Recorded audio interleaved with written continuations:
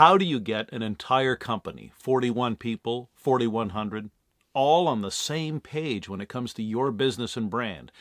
Well, you do it by asking one simple question.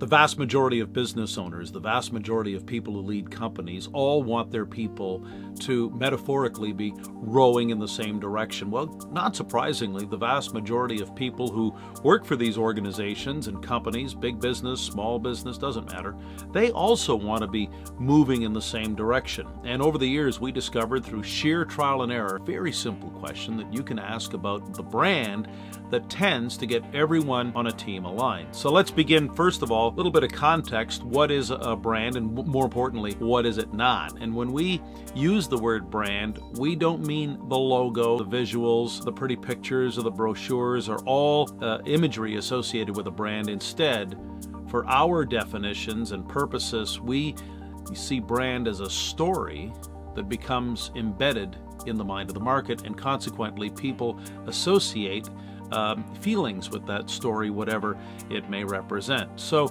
with respect to a brand, if you want to get everyone aligned, if you want to get everyone together, all you've got to do is ask the one simple question. And the question has to do with functionality and purpose. What do you actually want your brand to do? See, if you are hiring a person to work in your company, you kind of know the role and the responsibilities you want that person to fulfill. If you are commissioning the purchase of a piece of equipment or a piece of software, you know what you want it to do.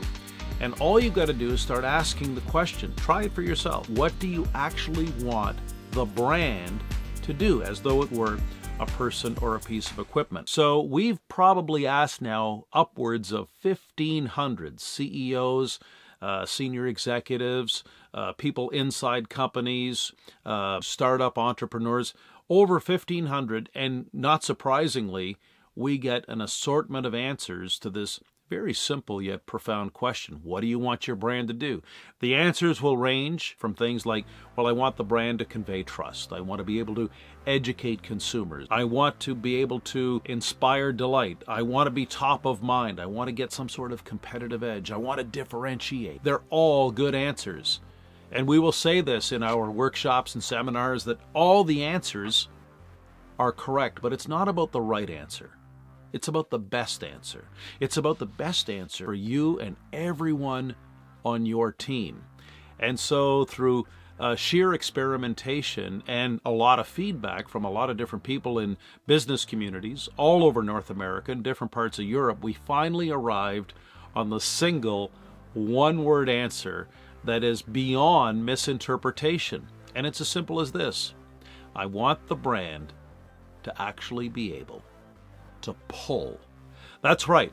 I want the brand to pull opportunity. I want it to pull customers. I want it to pull top talent. I want it to pull a wide range of possibilities our way, as opposed to what most marketing is, which is a push. There's a huge, significant difference between push and pull with all things marketing. And the reason we landed on the one-word answer, pull, is simply because how much, and you can think of this yourself, how much do the dynamics of any business relationship change when they come to you and seek you out? In other words, when the magnet was so strong, somehow you got that phone call, you got that email, you got that request for your particular product or service, when they came your way in much the same fashion as the best brands in the world. Just think about the best brands in the world. The Nikes, the Ferraris, the Harley Davidsons, the Jack Daniels whiskeys, St. Andrews Golf Course, for example, over in Scotland, the best brands in the world. Every single one of them has a pull strategy designed to naturally and magnetically attract opportunity, customers, top talent their way.